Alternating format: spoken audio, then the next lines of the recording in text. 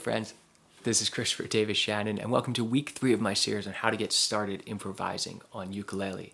We've been using the song When the Saints Go Marching In as a vehicle, and if you have missed the first 2 lessons on this, I'll link to them here so you can get caught up. But real fast, we've mostly been talking about how to play the melody, how to improvise around that melody, and then how to take the notes from each individual chord in the song and use them to create their own melody. And that gives us really just the notes in our C major scale if we're in the key of C in a simple song like this. But there's so much more to the musical world, and every note is valid. So let's see how we can use the rest of the notes. Last week we went over how to use chord tones, or the notes contained in each chord. C, G7, F. As safe notes that we could use, notes we knew would always sound good. But if we use just those to solo, we don't really have much of a sense of direction, because you see, chords don't just exist in a vacuum. They only exist when we have them weaving one in and out of each other in a chord progression. We want to highlight that motion in our soloing as well. So what I want to look at first is actually one of the later changes we have in the tune, which is G7 to C. We've heard this change a million times in so many different songs.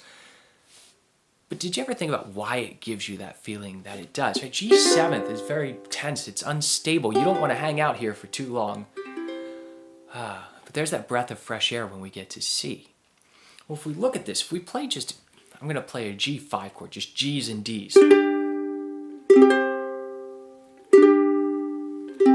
Don't really get that same feeling, do we? But if we play regular G chord and incorporate the B on the 2nd fret, ooh, that's starting to get us there, isn't it?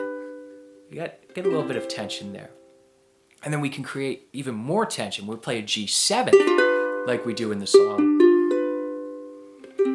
Then we get to a C. So why is that? We're now seeing that the D and the G aren't terribly important as far as motion goes, as far as propelling us to that next change. What notes are important? Well, the B on the 2nd fret of our A string,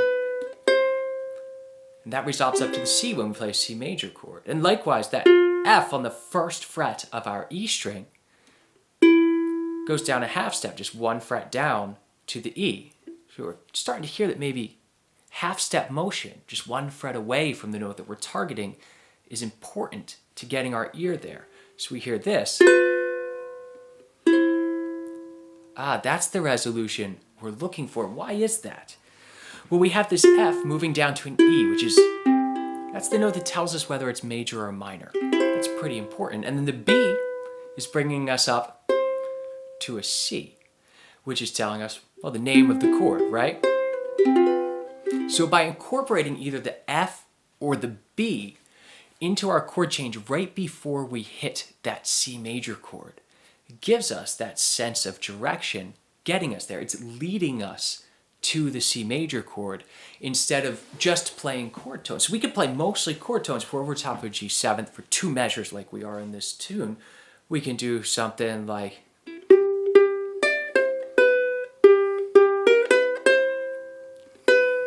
we get that tension, or we could use the F instead.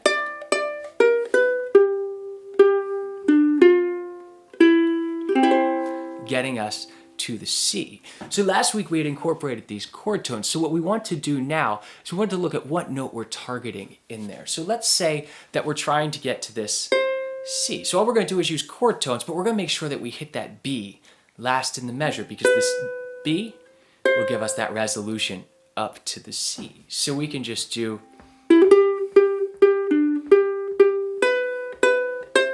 and that gets us up to the C, and likewise we could use that F to get there as well. But if we look later in the tune, you remember da da do do dee da da dee do, C to F, right? And we don't have a C7th chord there necessarily, but it doesn't mean that we can't insinuate one. We were working with our chord tones last week.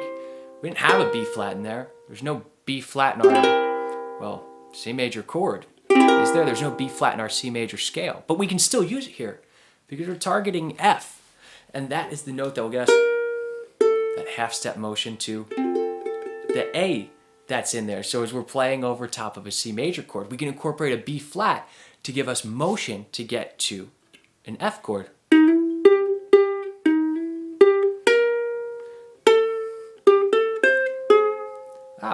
Well, then we can hear strongly that there's a chord change here, right? So when we're working this week, we want to focus on providing this half-step movement between chords. Now, in addition to this, really we can use any note that we want at any time, and they're going to give us different sorts of feelings. You'll find that if you play an F sharp over top of a C major chord, maybe it's not going to sound so great, right?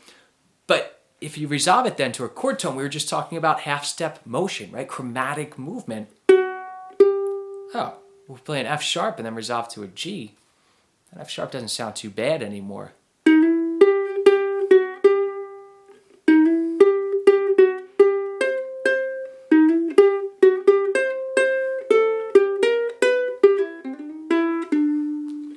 So we can make this work.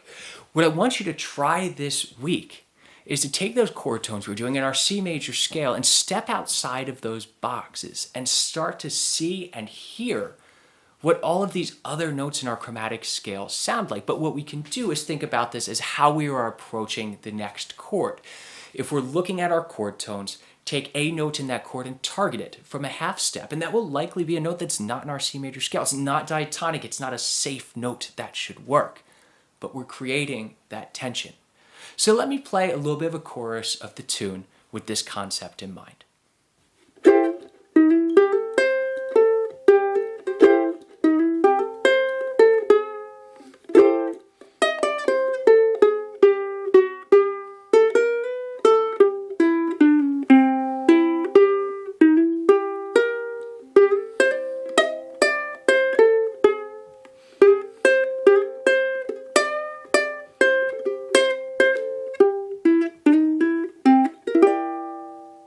Now why don't I just play the chords and you try this yourself.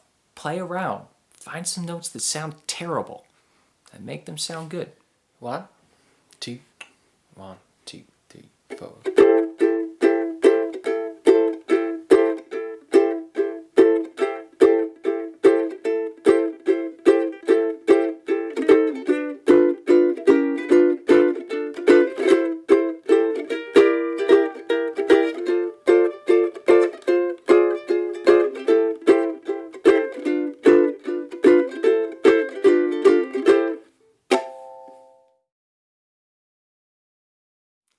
The one thing that we've neglected so far in the series is whether we're playing ukulele, and we haven't talked about technique at all. Now, I don't care how you play the instrument. If you play with a pick, you play with just your thumb, you play traditional fingerstyle, however you want to get these single notes out is just fine.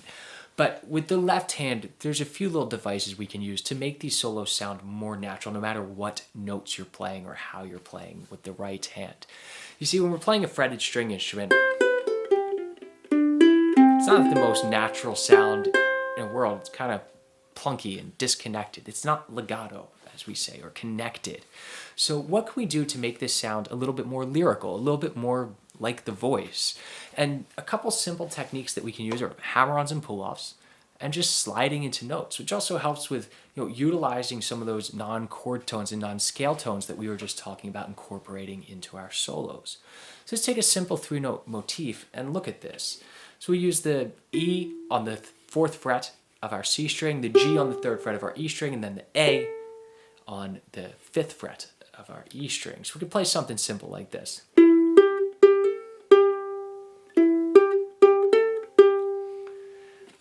The notes sound good, but it doesn't have much character to it, does it? Think about when you sing a note, you don't always hit it directly right on the note, even the best singers in the world.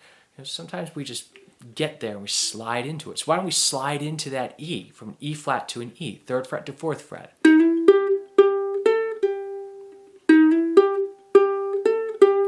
Even that right there is helping a little bit. But what if we just take the G and A and we do a hammer-on and pull-off between this, just to smooth out the sound? We don't need to use our right hand at all.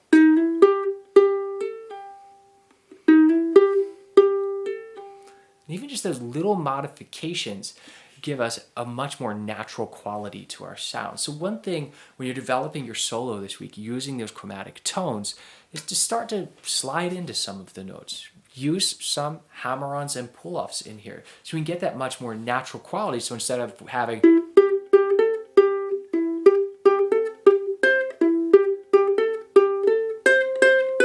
you have something like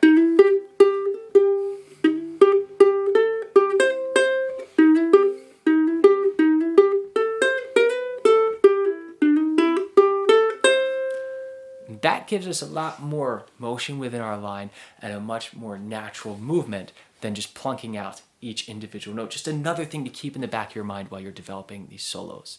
I hope that you've enjoyed this week's lesson. If you would like to get a worksheet to go along with this to incorporate all of those tones we've talked about today, please do join me over on Patreon, and we'll also be diving more into these concepts at my office hours live stream on Patreon this coming Friday. Now next week what we're going to do is we're going to take a Chet Baker solo, and we're going to look at it and how each of these concepts we've talked about over the past 3 weeks are incorporated into that. Because really when we're learning to solo, we need to learn the vocabulary, and the best way we can do that is by learning from the greats. I'll see y'all there.